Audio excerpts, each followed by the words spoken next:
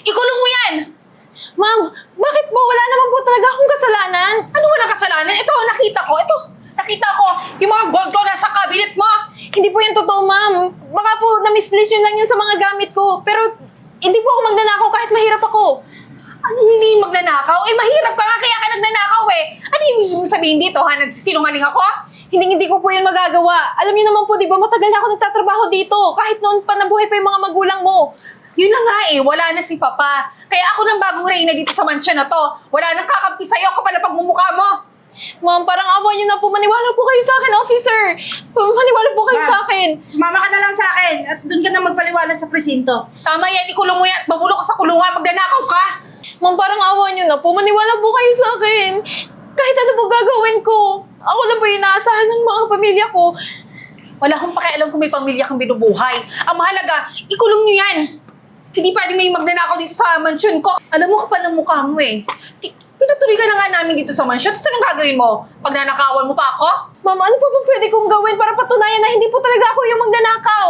Ang gusto ko, mabulo ka sa kulungan at huwag ka na makalaya. Ah, di ba? Ikulong niyo na nga yan. Alam mo, nakakasuka ka eh. Ma'am. Ayoko nga na nakikita ka. Sumama ka na lang po sa akin. Doon ka na sa presinto magpaliwanag. Tara na. Siguraduhin yung mga kukulong yan ha. At kung sakali, alam mo, willing ako gumastos ng kahit magkano, mabulo ka na sa kulungan. Tara na ma'am. Hindi po. Pinapangako kong babalikan kita. At ang lahat na meron ka ngayon, mapapasakin. Anak, kumusta ka dito? Ito, dinilang kita ng ibang pangangailangan mo.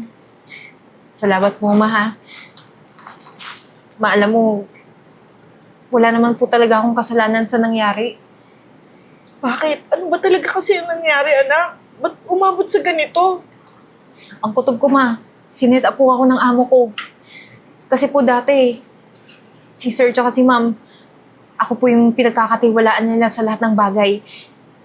Pinagtatanggol, kinakampihan kesa sa anak nila. Kaya po siguro nakahanap ng paraan yung anak niya para makulong ako. Anak, nanghihina ako. Parang tingin ko wala tayong kalaban-laban dun. Ang yayaman ng mga yun. Pero huwag kang mag-alala. Gagawa ko ng paraan. Kahit ibenta ko yung bukid natin, kahit ibenta ko yung kalabaw natin para lang may iayos yung kaso mo. Ma, hindi mo kailangan gawin yung lahat. Alam ko nasa karapatan ako at naniniwala ako na makakalaya ako dito. Sa lakas ng loob mo, alam mo, naniniwala akong wala kang kinalaman doon. Naniniwala ako sa lahat ng kwento mo. Bigyan mo lang ako ng panahon para makagawa ko ng paraan para maiayos natin kung paano ka magpalabas dito. Hindi rin ako nakakatulog. Naiisip ko lagi yung sitwasyon mo. Huwag kang mag-alala, ma. Kapag nakalaya ako dito, pinapangako ko sa'yo. Magsisikap ako. Lahat ng naapi sa atin, pati yung nagpakulong sa akin dito, makikita nila yung totoong ako. Kung ano yung kaya ko. At titingalain nila akong lahat. Hindi na sila mga api sa akin o sa'yo. Kaya, hanggat nandito pa ako, alagaan mo yung sarili mo. Ikaw din, anak. Mag-iingat ka dito, ha? Paano? Aalis na ako. Dalawin na lang kita uli sa 1 linggo, ha? Sige po, ma. Mag-iingat ka dito. Ikaw din.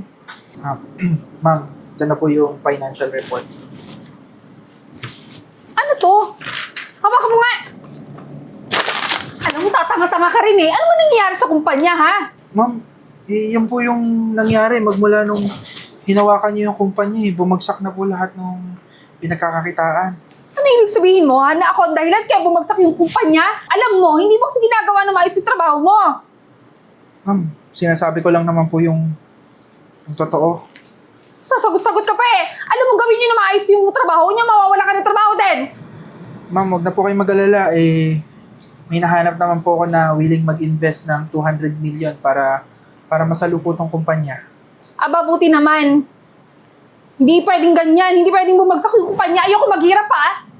Ma'am, mamaya po palang gabi, makikipagkita po siya sa inyo para mapag-usapan niyo po yung investment po. O, buti naman. Isan sa akin yung location tsaka anong oras. Sige po ma'am. Add ko na lang po sa calendar niya. Numaris ka na nga sa harapan ko.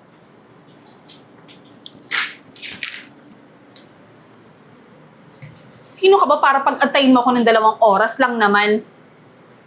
Diba, kailangan mo ng pera? So, worth the wait. Balita ko kasi malulugi na yung company mo. Kaya, andito ako para ako yung sumalo. Pero kung ayaw mo naman, pwede naman akong umalis. Hindi naman sa ganon, pero nag-antay lang kasi ako na matagal. So, ano nga ba? Ano pa sinasabi? Don't worry. Prepared ko na lahat para sa proposal ko. Worth 100 million para masalo ko yung company mo. Are you deal or no deal? Ano pa nga ba magagawa ko? Kailangan ko ng pera. So, sign it.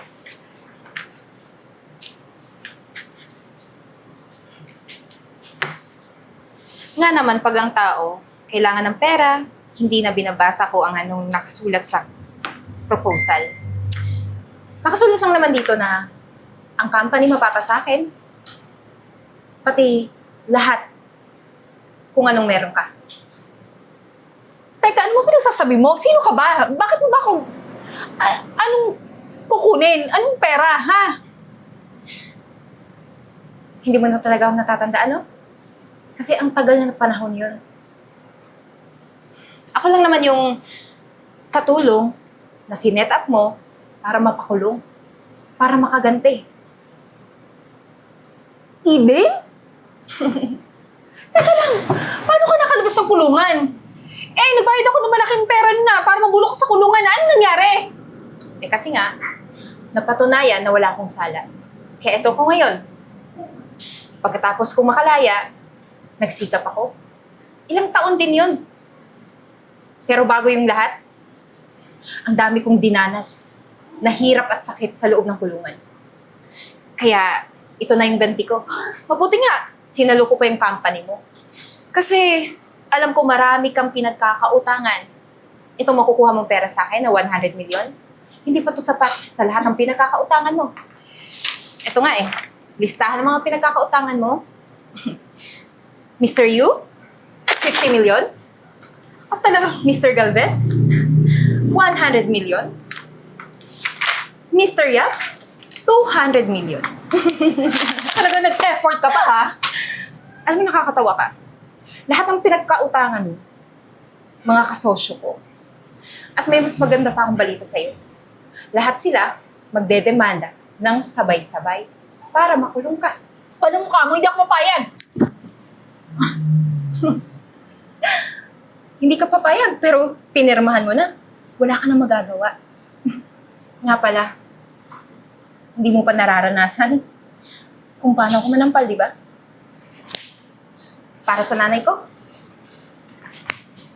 Para sa akin. Sa pagpapakulong mo ng ilang taon na wala akong kasalanan. Hindi ako mapayag. Hindi ako mapayag na makulong. Hindi ako tutulad sa'yo. Huwag kang mag-alala. Kahit saan ka magtago.